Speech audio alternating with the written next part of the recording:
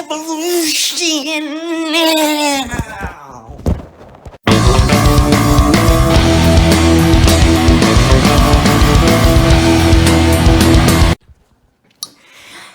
Sorry about that. But anyways, Punk Revolution now. Today we are going to be reviewing Purple Mountain's debut album, Purple Mountains. Yay! This is a depressing album. I love it. So much interesting stuff going on in this album. So first off, before I get freaking started, I want to just say, look at me. I'm wearing my freaking purple t-shirt to celebrate the fact that I'm reviewing Purple Mountains.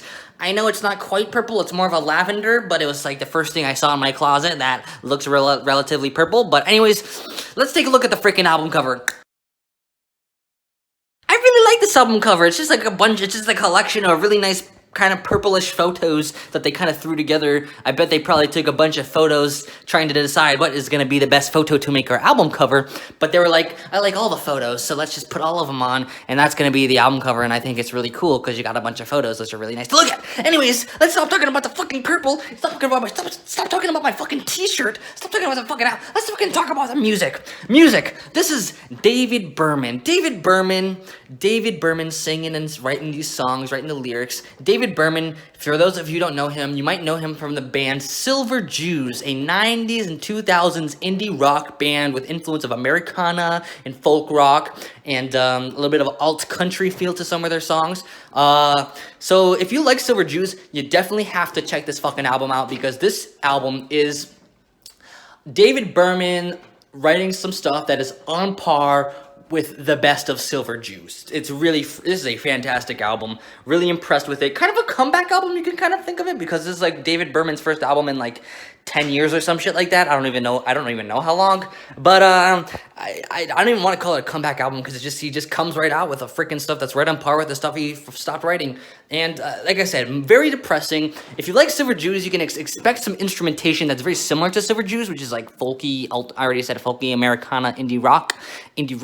But I say the instrumentation here is a little bit less indie rock, a little bit less rough around the edges indie rock. I feel like Silver Jews was kind of rough around the edges a little bit. This is a little bit more cleaner and a little bit more beautiful, and the lyrics are just so much more depressing. So you got a really nice contrast, because you got the beautiful instrumentation with the beautiful baritone vocals of David Berman, but if you listen to the lyrics, you know, you're gonna hear some very depressing stuff. So the music is gonna be calming and relaxing, but the lyrics are gonna be like, oh my fucking god, this is depressing. For any of you who have ever been really depressed before, for any of you who have ever dealt with unrequited love or feeling insecure about some woman you love or whatever, and she's out with some other guy and you're just at home with no friends or whatever, people who've been really freaking down in the dumps, like Punk Revolution now has, you're gonna really relate to this album, and it's gonna hit you hard. It's a really freaking sad album. Some might even say this guy's a freaking incel, because he won't stop fucking singing about what a fucking loser he is, and all these freaking girls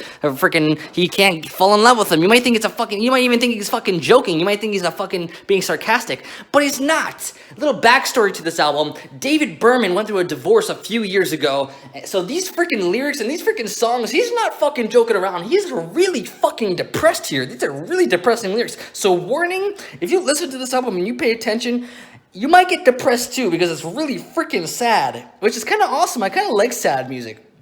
So, I mean, you know, it really hit an emotional string for me. This is one of the first albums I've heard this year that kind of like, I didn't cry, but I could see myself crying to this album, because it's really depressing and really slow and really, really personal and just, ooh.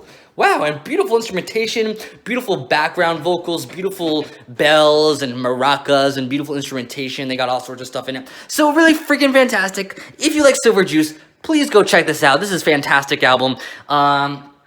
If you don't like Silver Jews, maybe you can listen to this and it's going to make you want to listen to more Silver Jews if you don't find it boring. I can see some people finding this album boring. It is a little slow. If you're not following the lyrics, it can be a little bit, you know, easy to daydream to. Maybe this album could have used a little bit more guitar solos or some sort of weird interludes or whatever to kind of keep it a little bit more lively throughout the album. But overall, you know, freaking great album, especially the second half. I feel like the second half is better than the first half. I don't know, whatever. Anyways, good album. I'm giving it an 8.6 out of 10. Yes, I realize it's a pretty high rating for an album that's Americana. Punk Revolution now has been reviewing so many Americana albums. The Bruce Springsteen album, the freaking Bill Calhoun album. It's some freaking Punk Revolution now Americana. Anyways, but I'm giving it a high rating because I think it deserves it. I see this going down in history as one of David Berman's best. So, high rating, good album. Don't miss it. Punk Revolution now!